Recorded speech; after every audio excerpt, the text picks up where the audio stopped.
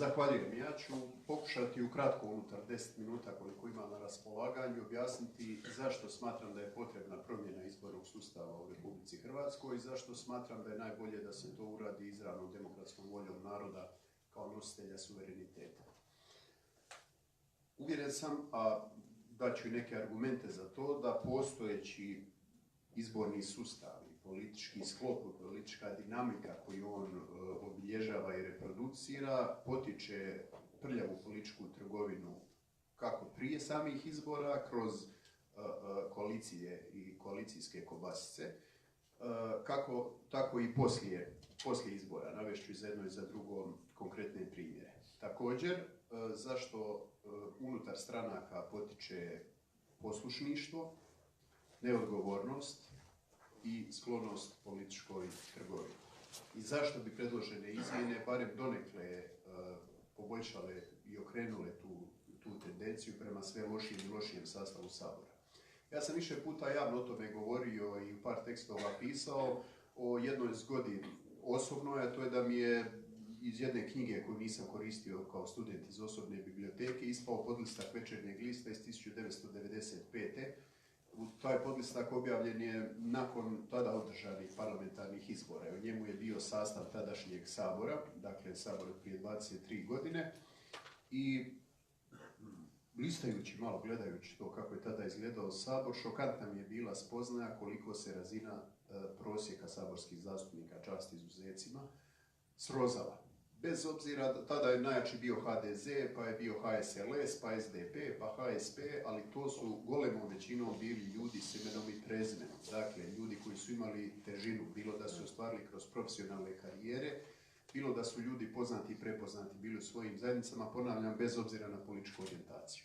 Onda se postavljam pitanje što se dogodilo. Za očekivati je da nakon godina i godina demokracije, konačno i demokratskog iskustva, da nam Sabor postaje sve bolji, sve profiliraniji kako i kao društvo demokratski sazrijevamo od izbornog ciklusa do izbornog ciklusa. Međutim, kod nas se događa obrnuta situacija, da od Sabora koji je nekad doista bio srce demokracije u Hrvatskoj, danas se Sabor većim dijelom pretvorio u skupinu poslušnih podizača ruke, a odluke se sve donose negdje drugo ili o bitnim stvarima se uopće ne raspravlja. Pomislite, danas je potpisan Marakeški sporazum, koji je neobvezujući.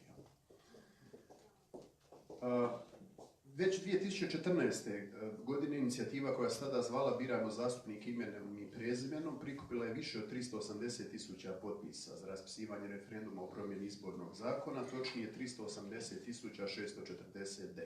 Tada smo prvi put mogli vidjeti zajedno kako u tandemu kao Mandžukić i Ronaldo danas u Juventusu, tada su otvorenom nastupali Bauk i Mlakar. Tu se vidjela ta ljubav dvije velike, tobože silno zakrivljene stranke, kada se radi o nekim korjenitim promjenama koje bi mogle dovesti u pitanje njihov duopol. To je bio spoznano vrlo dragocjen trenutak vidjeti kako se gorljivo protive tim promjenama.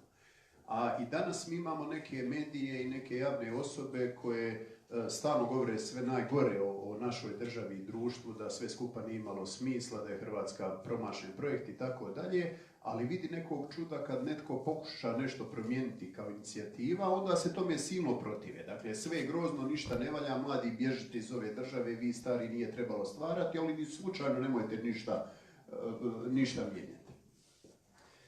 Tada je, unatoč tome što je u Hrvatskoj imalo prebivalište 3,5 milijuna punoljetnih osoba i jasno je bilo da je prikupljeno više od 10%, dakle i taj apsurdno visoki prag kakvog nigdje drugo nemamo, jer bi umjesto da se referendumi olakšavaju i omogućuje da se izrazi volja naroda, kod nas je sve napravljeno suprotno, da se ona poklopi i priguši. Dakle, ne da se može organizirati, nego sve radi da do njega ne dođe.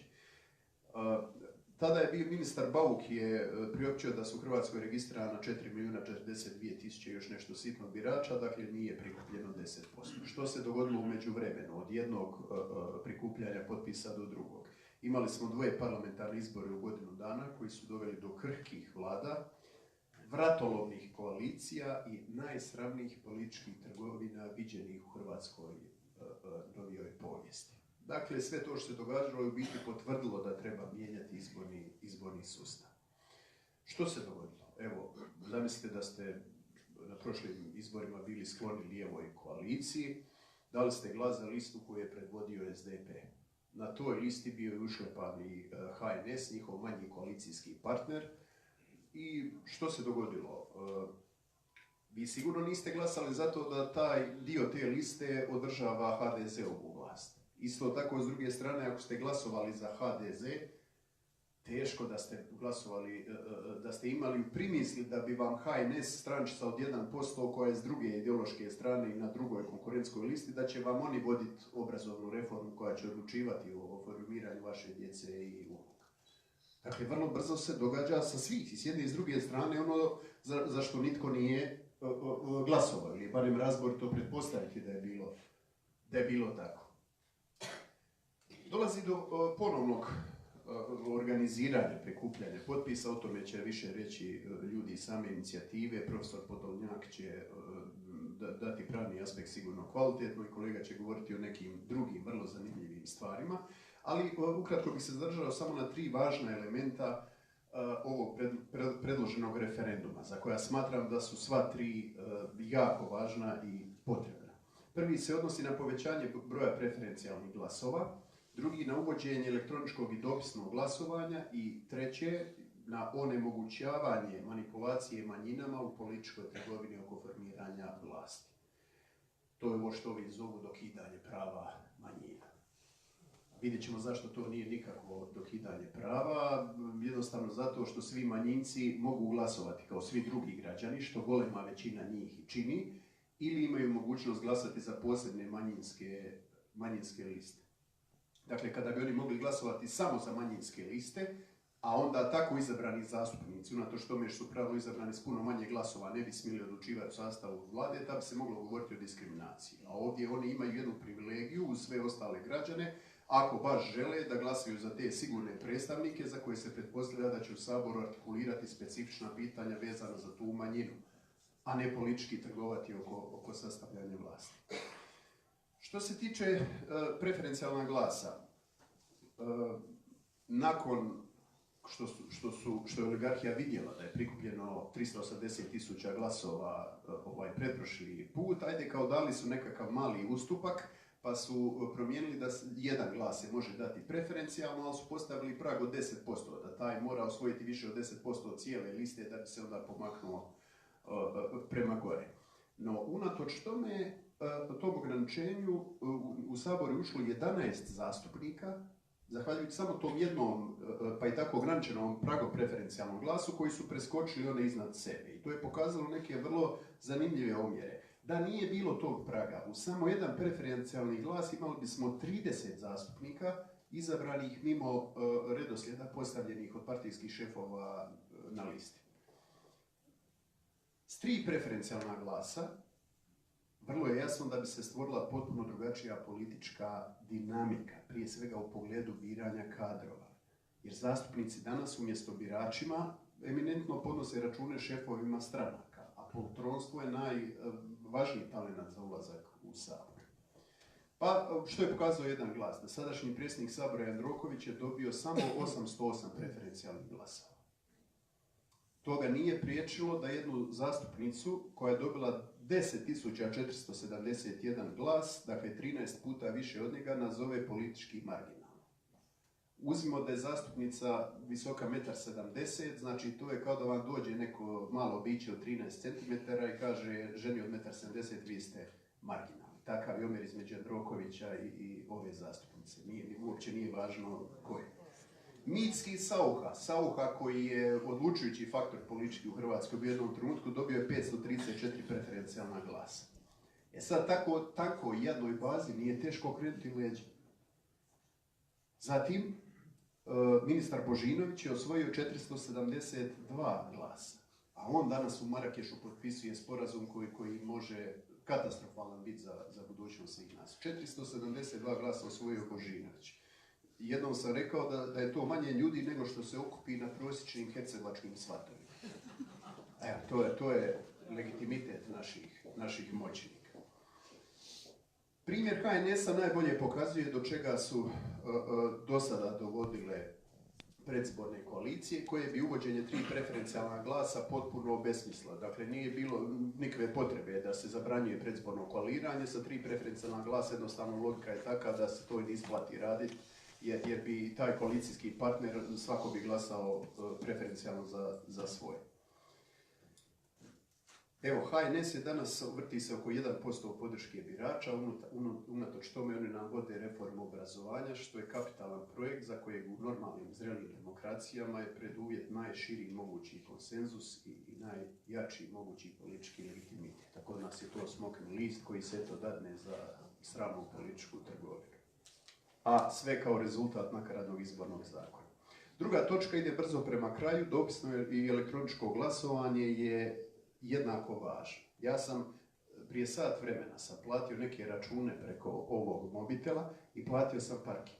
Ja većinu stvari obavljam preko ovoga. Zašto ja ne mogu glasovati? Jednostavnu operaciju izvršiti.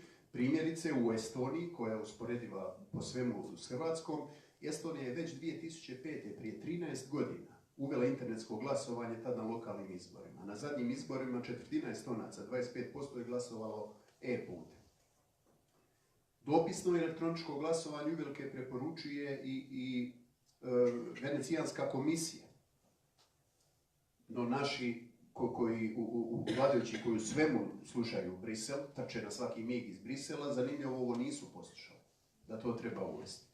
Vrlo jednostavno odgovor zašto. Oni nisu u stanju uvesti ono što funkcionira starinsko papinato dopisno glasovanje kako ima Italija ili Bosna i Hercegovina. Bosna i Hercegovina to imaju, Hrvatska ne može ni to. Zašto? Odgovor je jednostavan. Izlaznost na zadnje parlamentarne izbore u Hrvatskoj bila vrlo niska, 52%. A na izbore će svakako izaći klijentelistička baza HDZ-a i SDP-a. Dakle, što je veća izlaznost građana, manji je njihov relativan udio. Dakle, oni nastoje što je više moguće smanjiti izlaznost građana, pa i onemogućujući glasovanje, što je danas tehnički vrlo jednostavno izvodivo. Mogućnost glasovanja i dopisnog glasovanja bi naravno znatno povećalo izlaznost na izbore, time i participaciju građana u odlučivanju o vlastitoj sudbini, što mislim, smatram da je svakako za pozdraviti. I na koncu, treći element referendumskog pitanja, s tim ću završiti za ovo preliminarno izlaganje, odnosi se na predstavnike manjina, koji su svoju funkciju zadnjom političkom trgovinom u preslagivanju vlade doveli do apsurda.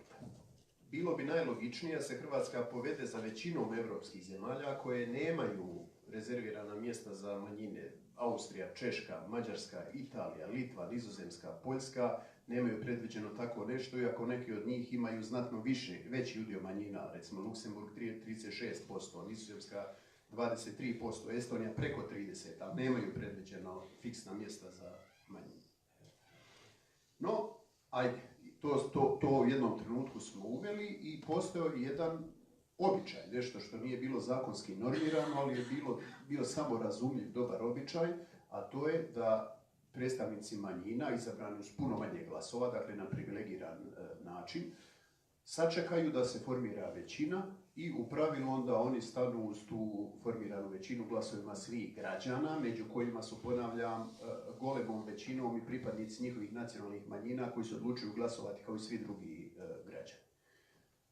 Međutim, to što je nekad bio samo razumljiv dobar običaj, se počeo kršiti. Jer mi vidimo da Pupovac and Company politički trguju.